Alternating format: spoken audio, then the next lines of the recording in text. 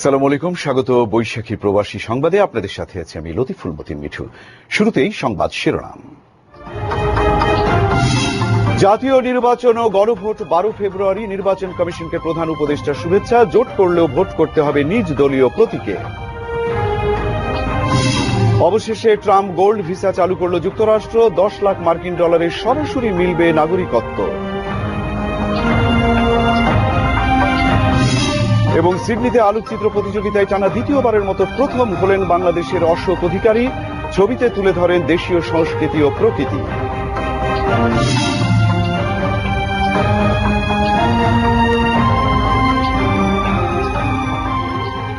শুনছিলেন শিরোনাম, এবারে বিস্তারিত।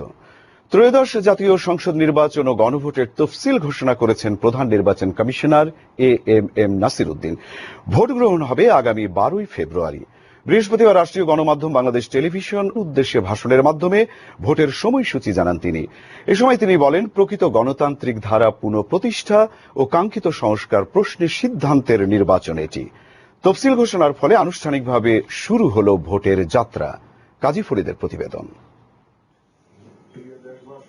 সকল অনিশ্চয়তার অবসান ঘটিয়ে জাতীয় সংসদ নির্বাচন ও গণভোটের তফসিল ঘোষণা করেছে নির্বাচন কমিশন। জাতির উদ্দেশ্যে দেয়া প্রায় 13 মিনিটের ভাষণে ভোটের সময়সূচি জানান প্রধান নির্বাচন কমিশনার এএমএম নাসির উদ্দিন। বৃহস্পতিবার সন্ধ্যায় বিটিভি, বাংলাদেশ বেতার সহ সকল বেসরকারি গণমাধ্যম প্রধান নির্বাচন কমিশনারের এই ভাষণ প্রচার করে হাজির হওয়ার সুযোগ দিয়েছে। ভাষণে প্রধান নির্বাচন কমিশনার সংসদ নির্বাচন ও গণভোটের বিস্তারিত তারিখ তুলে ধরেন। 2026 সালের ফেব্রুয়ারি মাসের 12 তারিখ রোজ বৃহস্পতিবার 300 আসনে ত্রয়োদশ জাতীয় সংসদ সাধারণ নির্বাচন এবং একই সাথে জুলাই জাতীয় সনদ সংবিধান সংস্কার বাস্তবায়ন আদেশ 2025-এর উপর গণভোট অনুষ্ঠিত হবে। মনোনয়নপত্র দাখিলের শেষ তারিখ আগামী 29 ডিসেম্বর 2025 রোজ সোমবার। মনোনয়নপত্র বাছাই হবে আগামী 30 ডিসেম্বর 2025 রোজ মঙ্গলবার হতে 4 জানুয়ারি 2026 রোজ রবিবার পর্যন্ত। প্রার্থিতা প্রত্যাহারের শেষ তারিখ 20 জানুয়ারি 2026 রোজ মঙ্গলবার। নির্বাচনী প্রচারণা চলবে 22 জানুয়ারি 2026 রোজ বৃহস্পতিবার হতে ভোট গ্রহণ শুরুর 48 ঘন্টা আগ পর্যন্ত। সুষ্ঠু নির্বাচন আয়োজনে নেয়া পদক্ষেপ তুলে ধরেন তিনি। সুষ্ঠু ও গ্রহণযোগ্য নির্বাচনের লক্ষ্যে গত 1 বছরে আমরা বেশ কিছু গুরুত্বপূর্ণ কাজ সম্পাদন করেছি। একটি স্বচ্ছ নির্বাচনের পূর্বশর্ত হচ্ছে একটি নির্ভুল, পূর্ণাঙ্গ ও স্বচ্ছ ভোটার তালিকা। আমরা শুরুতেই এই কাজে হাত দেই। সিইসি বলেন, ভাবমূর্তি পুনরুদ্ধার ও প্রকৃত গণতান্ত্রিক ধারা পুনঃপ্রতিষ্ঠার নির্বাচন এটি। প্রকৃত গণতান্ত্রিক ধারা পুনঃপ্রতিষ্ঠার পাশাপাশি কাঙ্ক্ষিত সংস্কার প্রশ্নে সিদ্ধান্তের নির্বাচন এটি। সংশ্লিষ্ট সকল রাষ্ট্রীয় ও গণতান্ত্রিক প্রতিষ্ঠানের জন্য এই নির্বাচন হচ্ছে সক্ষমতা প্রমাণ করে ভাবমূর্তি পুনরুদ্ধারের অনন্য সুযোগ। ভোটারদের নিঃসংকোচে ভোট দেওয়ার আহ্বান জানান এএমএম নাসির উদ্দিন। ভোট আপনার শুধু নাগরিক অধিকারই নয়, বরং পবিত্র আমানত ও দায়িত্ব। এই দায়িত্ব সচেতনভাবে আপনারা পালন করবেন, এই আমার বিশ্বাস। যে কোনো ভয়ভীতি, প্রলোভন, প্রবঞ্চনা এবং সীমাবদ্ধতার ঊর্ধ্বে উঠে নিঃসংকোচে আপনাদের ভোটাধিকার প্রয়োগ করুন। আপনাদের নিরাপদ ও উৎসবমুখর অংশগ্রহণ নিশ্চিতকল্পে সংশ্লিষ্ট সকল প্রতিষ্ঠান ও বাহিনী কাজ করবে। ভোট গ্রহণ কর্মকর্তাদের দায়িত্বে অবহেলা মেনে নেওয়া হবে না বলেও হুঁশিয়ারি দেন সিইসি।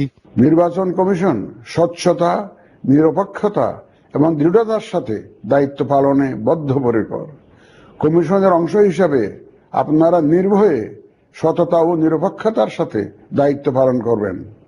মনে রাখবেন, এ ব্যাপারে কোনো শিথিলতা বা গাফিলতি সহ্য করা হবে না। রাজনৈতিক দল ও প্রার্থীদের আচরণবিধি মেনে চলার আহ্বান জানান সিইসি। কাজী ফরিদ, বৈশাখী সংবাদ, ঢাকা।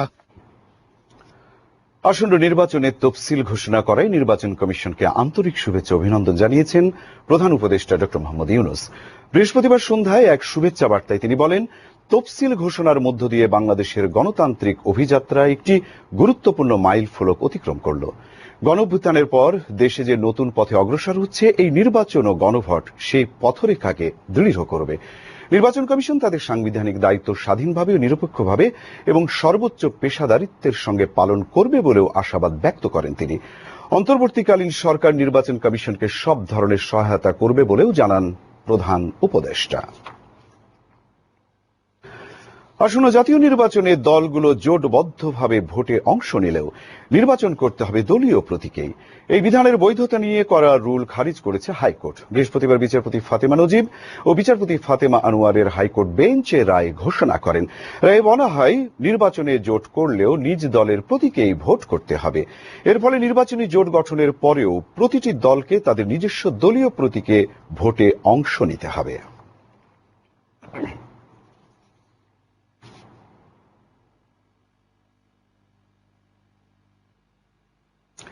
এদিকে জাতীয় নির্বাচনের তফসিল ঘোষণাকে স্বাগত জানিয়েছে বিভিন্ন রাজনৈতিক দল। তাৎক্ষণিক প্রতিক্রিয়ায় বিএনপি মহাসচিব বলেন, তফসিল ঘোষণার মধ্য দিয়ে প্রমাণিত হয়েছে এই সরকার জনগণের ভোটের অধিকার ফিরিয়ে দিতে চায়। সন্তোষ প্রকাশ করেছে জামাত ইসলামীও। আর ভোট আয়োজন সুষ্ঠু নিরপেক্ষতায় ঘাটতি দেখছে জাতীয় নাগরিক পার্টি। জিহাদ নূর চৌধুরীর প্রতিবেদন। ত্রয়োদশ জাতীয় সংসদ নির্বাচনের তফসিল ঘোষণাকে তাৎক্ষণিকভাবে স্বাগত জানিয়েছে বিভিন্ন রাজনৈতিক দল। প্রধান নির্বাচন কমিশনারের ঘোষণায় জনগণ আশ্বস্ত। এতে ভোটের অধিকার বাস্তবায়ন হবে বলে মনে করেন বিএনপি মহাসচিব মির্জা ফখরুল ইসলাম আলমগীর। আমরা অত্যন্ত আশাবাদী যে যারা আন্দোলন করেছেন সেই বিগত ফ্যাসিস্ট সরকারের বিরুদ্ধে তাদের কে যথাযথভাবে একসাথে ঐক্যবদ্ধ করে আমরা নির্বাচনে অংশ নিতে পারবো। এমনকি যারা অন্য খান থেকে অন্যান্য দলগুলো হয়তো ক্লিয়ার করবেন, তারা সবাই গণতন্ত্রের যে স্পিরিট সেটাকে সঙ্গে নিয়ে কেউ একটা নিরপেক্ষ নির্বাচন এদিকে তফসিল ঘোষণাকে স্বাগত জানিয়েছে বাংলাদেশ জামায়াতে ইসলামী। দলটির সহকারী সেক্রেটারি জেনারেল এহসানুল মাহবুব জুবায়ের বলেন, এতে নির্বাচন নিয়ে সংশয়ের অবসান হয়েছে। লেভেল প্লেয়িং ফিল্ড নিশ্চিত করা ছাড়া নির্বাচন অর্থবহ করার সুযোগ নেই বলেও মন্তব্য করেন তিনি। একটি সুন্দর সুষ্ঠু নির্বাচনকে নিশ্চিত করার জন্য লেভেল প্লেয়িং ফিল্ডকে তারা নিশ্চিত করবেন এবং এই বিষয়ে সর্বোচ্চ ভূমিকা পালন করার জন্য যেহেতু নির্বাচন কমিশন শিডিউল ঘোষণা করেছেন, তাদের উপর এখন সর্বোচ্চ দায়িত্বটা এসেছে গিয়ে এখন থেকে তারা সেই ভূমিকাটি পালন করবেন, আমরা সেটা প্রত্যাশা করছি। অন্যদিকে জাতীয় নির্বাচনের তফসিল ঘোষণাকে সাধুবাদ জানিয়েছে জাতীয় নাগরিক পার্টি। দলটির মুখ্য সমন্বয়ক নাসির উদ্দিন পাটোয়ারি বলেন, নির্বাচন আয়োজনে ইসির সদিচ্ছা আছে, তবে নিরপেক্ষতা ও আইন শৃঙ্খলা বাহিনীর সদিচ্ছার অভাব রয়েছে। নির্বাচনে আমরা যাচ্ছি, আমরা এই নির্বাচনে পুরো দেশবাসীকে বলবো, আপনারা ভোট কেন্দ্র জনগণের হোক। ভোট কেন্দ্র কোনো দলীয় গুন্ডা বাহিনী, সন্ত্রাসী, চাঁদাবাজি, যারা দুর্নীতি, মানি লন্ডারিং এর সাথে যুক্ত, তারা ভোট কেন্দ্রগুলো দখল না করুক। জনগণের ভোট কেন্দ্র জনগণই পাহারা দিক। তিনি বলেন, ছাত্র জনতার অভ্যুত্থানের উদ্দেশ্য ছিল ভোটাধিকার প্রয়োগ করা, আর সরকারের দায়িত্ব ছিল বিচার, সংস্কার ও নির্বাচন। সেটা বাস্তবায়ন হওয়ার পথে বলেও মন্তব্য করেন এই এনসিপি নেতা। নতুন বাংলাদেশ আমরা সৃষ্টি করতে চাই। জিহাদ নূর চৌধুরী, বৈশাখী সংবাদ, ঢাকা। বিএনপি চেয়ারপারসন বেগম খালেদা জিয়ার শারীরিক অবস্থা অত্যন্ত জটিল অবস্থায় রয়েছে। সর্বোচ্চ পেশাদারিত্ব ও সতর্কতার সাথে তাঁর চিকিৎসা চললেও এরই মধ্যে কিডনির কার্যক্ষমতা বন্ধ হয়ে গেছে, ফলে নিয়মিত ডায়ালাইসিস করতে হচ্ছে। বৃহস্পতিবার সন্ধ্যায় রাজধানীর এভার কেয়ার হাসপাতালে তার চিকিৎসায় গঠিত মেডিকেল বোর্ডের পক্ষ থেকে এক বিজ্ঞপ্তিতে এসব তথ্য জানান বোর্ডের সদস্য প্রফেসর ডক্টর শাহাবুদ্দিন তালুকদার। বিজ্ঞপ্তিতে খালেদা জিয়াকে নিয়ে গুজব না ছড়ানোর আহ্বান জানিয়ে বলা হয়, গত কয়েকদিন পরীক্ষা নিরীক্ষায় তার স্বাস্থ্যে বেশ কিছু জটিলতা ধরা পড়েছে। শ্বাসকষ্ট বেড়ে যাওয়ায়, রক্তে অক্সিজেনের পরিমাণ কমে যাওয়ায় এবং কার্বন ডাই অক্সাইডের মাত্রা বেড়ে যাওয়ায় তাকে হাইফ্লোনেজাল ক্যানুলা ও বাইপ্যাপ মেশিনের মাধ্যমে চিকিৎসা দেওয়া হচ্ছে। সাবেক প্রধানমন্ত্রীর চিকিৎসা সার্বক্ষণিক দেখভাল করছেন পুত্রবধূ ডাক্তার জোবাইদা রহমান। প্রয়োজনে যে কোনো সময় দেশের বাইরে নিয়ে যাওয়া হতে পারে বলে জানান বেগম জিয়ার ব্যক্তিগত চিকিৎসক AZM জাহিদ হোসেন।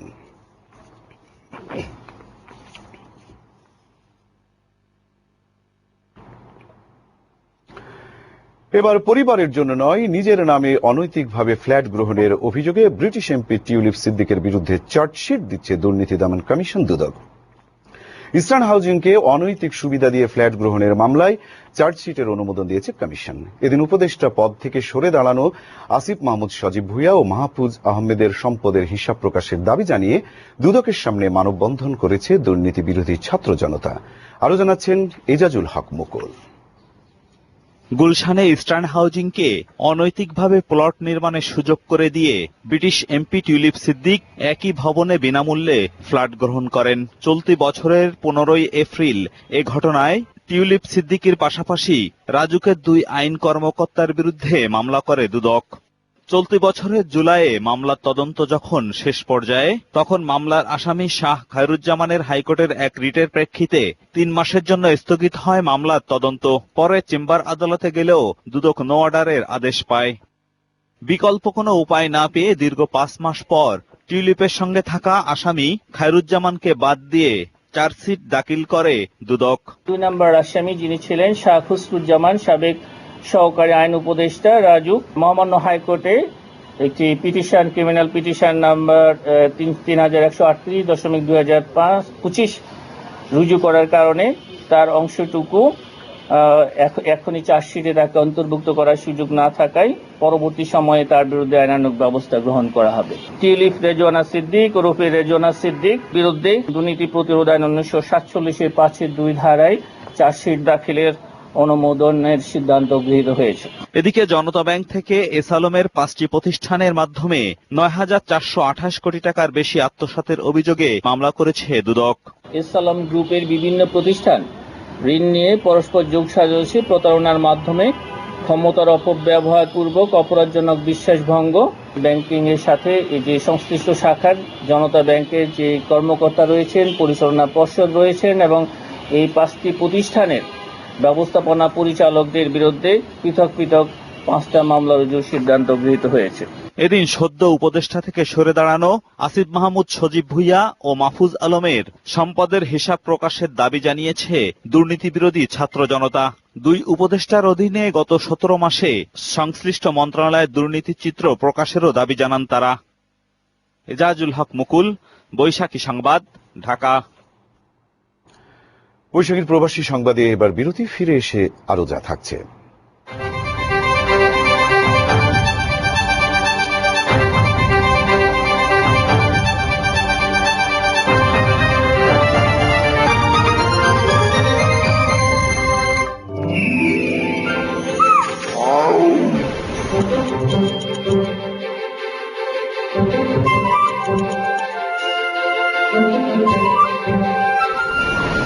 বাংলাদেশের প্রতিটি কোণায় লুকিয়ে আছে এক একটি নতুন গল্প, এক নতুন আবিষ্কারের হাতছানি। আপনি কি প্রস্তুত এই বৈচিত্র্যময় বাংলাদেশের লুকানো সৌন্দর্যকে আবিষ্কার করতে? আপনার ভ্রমণ সংক্রান্ত সকল তথ্য নিয়ে বৈশাখী টেলিভিশনের আয়োজন ভ্রমণ বাংলাদেশ। ভ্রমণ বাংলাদেশের প্রতিটি পর্ব আপনাকে দেবে এক নতুন অভিজ্ঞতা, বলবে এক একটি নতুন গল্প। প্রচারিত হবে বৈশাখী টেলিভিশনে শনি ও মঙ্গলবার বিকাল 5:40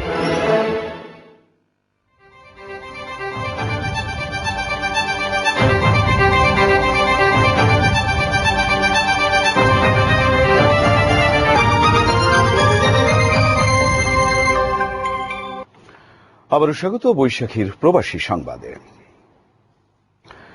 ট্রাম্প গোল্ড কার্ড অভিবাসন ভিসা চালু করলেন মার্কিন প্রেসিডেন্ট ডোনাল্ড ট্রাম্প।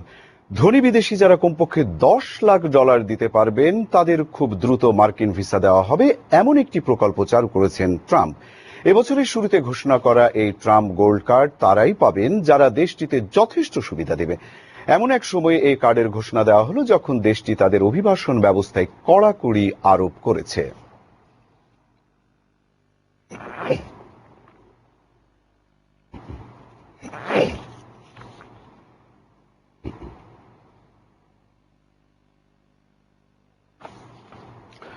অস্ট্রেলিয়ার সিডনিতে বিসাইড কাউন্সিলের আলোকচিত্র প্রতিযোগিতায় টানা দ্বিতীয়বারের মতো প্রথম পুরস্কার পেলেন বাংলাদেশি আলোকচিত্রী এডওয়ার্ড অশোক অধিকারী।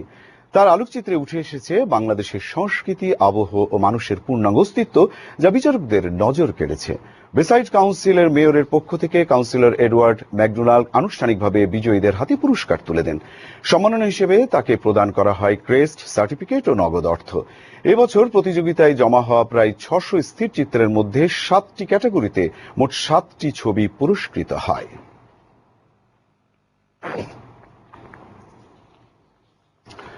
মালয়েশিয়ায় মহান বিজয় দিবস উপলক্ষে অনুষ্ঠিত হতে যাচ্ছে ইসজান গ্লোবাল ফুটসাল টুর্নামেন্ট 2025। আগামী 21 ডিসেম্বর কুয়ালালামপুরের সেটাপাক ইনডোর স্টেডিয়ামে 10টি বিশ্ববিদ্যালয়ের অংশগ্রহণে অনুষ্ঠিত হবে জমজমাট এই প্রতিযোগিতা। বুধবার সংবাদ সম্মেলনের মাধ্যমে বিষয়টি নিশ্চিত করেছে Bangladeshi youth alliance Malaysia BIAM. তারা জানান, এটি শুধু একটি টুর্নামেন্ট নয়, বরং শিক্ষার্থীদের মধ্যে একতা, সাংস্কৃতিক বিনিময় এবং সুস্থ প্রতিযোগিতার পরিবেশ তৈরির একটি বড় পদক্ষেপ। এ সময় বিএম এর সেক্রেটারি ও টুর্নামেন্টের event coordinator MD Rafiqul Islam, ইসজান গ্লোবালের ব্যবস্থাপনা পরিচালক তোফায়েল আহমেদ, বিয়াম কেন্দ্রীয় কমিটির সভাপতি বশির ইবনে জাফর, ভিপি উসামা বিন আব্দুল বারী সহ বিভিন্ন বিশ্ববিদ্যালয়ের শিক্ষার্থীরা উপস্থিত ছিলেন।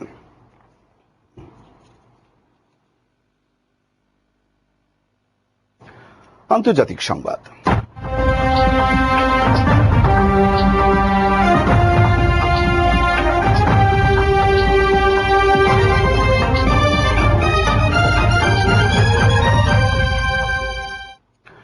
মিয়ানমারের রাখাইন প্রদেশে একটি হাসপাতালে বোমা হামলা চালিয়েছে দেশটির জান্তা সরকার। এতে নিহত হয়েছেন কমপক্ষে 31 জন, আহত আরও বহু মানুষ। স্থানীয় সহায়তা কর্মী ওয়াই হুন অং এই তথ্য জানিয়েছেন। হামলাটি বুধবার সন্ধ্যায় ঘটেছে। এদিন আন্তর্জাতিক মানবাধিকার দিবস ছিল।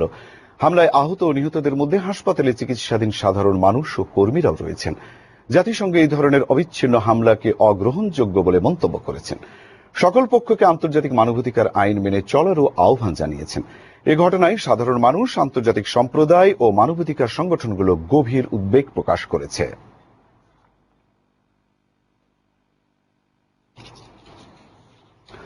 ঝড় বৃষ্টিতে বিপর্যস্ত হয়ে পড়েছে ফিলিস্তিনের গাজা। 2 বছরেরও বেশি সময় ধরে ইসরায়েলি আগ্রাসনের মধ্যে প্রাকৃতিক দুর্যোগে বিপাকে পড়েছে বিধ্বস্তকারী উপত্যকাবাসী। জাতিসংঘের মানবিক সমন্বয় দপ্তর ওসিএইচএ জানায়, 761টি আশ্রয়স্থলে থাকা প্রায় 8,50,000 মানুষ সবচেয়ে বেশি দুর্যোগের ঝুঁকিতে রয়েছে। এদিকে গাজায় রাফা অঞ্চলের ইসরায়েলি বাহিনীর গুলিতে কমপক্ষে 2 জন ফিলিস্তিনি নিহত হয়েছেন। আর পশ্চিম তীরে নতুন করে 7 শতাধিক বাড়ি তৈরির অনুমোদন দিয়েছে ইসরায়েল। বিস্তারিত ডেস্ক রিপোর্টে। ইসরায়েলের আগ্রাসনে বিপর্যস্ত গাজায় নতুন দুর্যোগ বয়ে এনেছে শীতকালীন ঝড় বাইরন। প্রবল বৃষ্টি ও দমকা হওয়ায় উপত্যকাটির আশ্রয় শিবিরের বহু তাঁবু প্লাবিত হয়েছে। আটকা পড়েছে অনেক পরিবার। শুকনো জায়গার খোঁজে নিরাপদ আশ্রয়ের দিকে ছুটছেন গাজাবাসী। শুক্রবার পর্যন্ত বজ্রঝড়, প্রবল বৃষ্টি, দমকা হাওয়া আর শিলাবৃষ্টির পূর্বাভাস রয়েছে। মানবিক সহায়তা কর্মীরা বলছেন, তাঁবু, পানি ও পয় নিষ্কাশন ব্যবস্থা মেরামতের প্রয়োজনীয় সরঞ্জাম প্রবেশের ওপর ইসরায়েলের নিষেধাজ্ঞা থাকায় গাজা এই দুর্যোগ সামাল দিতে প্রস্তুত নয়। জাতিসংঘের মানবিক সমন্বয় দপ্তর ওসিএইচএ জানায়, 761 আশ্রয়স্থলে থাকা 8,50,000 মানুষ সবচেয়ে বেশি দুর্যোগের ঝুঁকিতে রয়েছেন। এদিকে ইসরায়েলি সেনাদের গুলিতে রাফা সীমান্ত শহরে 2 জন ফিলিস্তিনি নিহত হয়েছেন। বর্তমানে গাজার প্রায় 58% এলাকা দখলে রেখেছে ইসরায়েল, যার মধ্যে রাফাও রয়েছে।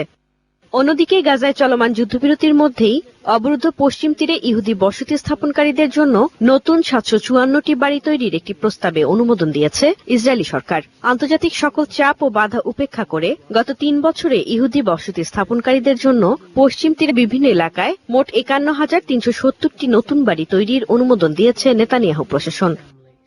প্রিয়ন্ত ইসলাম, বৈশাখী সংবাদ। জানাবো খেলার খবর।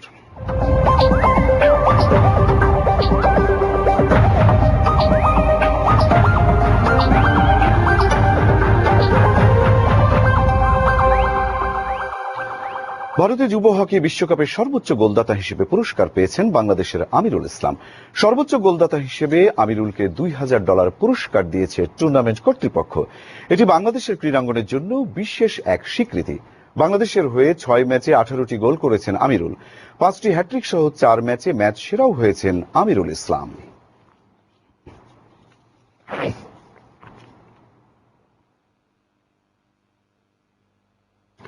সংবাদের শেষ প্রান্তে আমরা শিরোনামগুলো জানিয়ে দিচ্ছি আরো একবার। জাতীয় নির্বাচন ও গণভোট 12 ফেব্রুয়ারি। নির্বাচন কমিশনকে প্রধান উপদেষ্টার শুভেচ্ছা। জোট করলেও ভোট করতে হবে নিজ দলীয় প্রতীকে। অবশেষে ট্রাম্প গোল্ড ভিসা চালু করল যুক্তরাষ্ট্র। 10 লাখ মার্কিন ডলারের সরাসরি মিলবে নাগরিকত্ব। এবং সিডনিতে আলোকচিত্র প্রতিযোগিতায় টানা দ্বিতীয়বারের মতো প্রথম হলেন বাংলাদেশের অশোক অধিকারী। ছবি তুলে ধরেছেন দেশীয় সংস্কৃতি ও প্রকৃতি।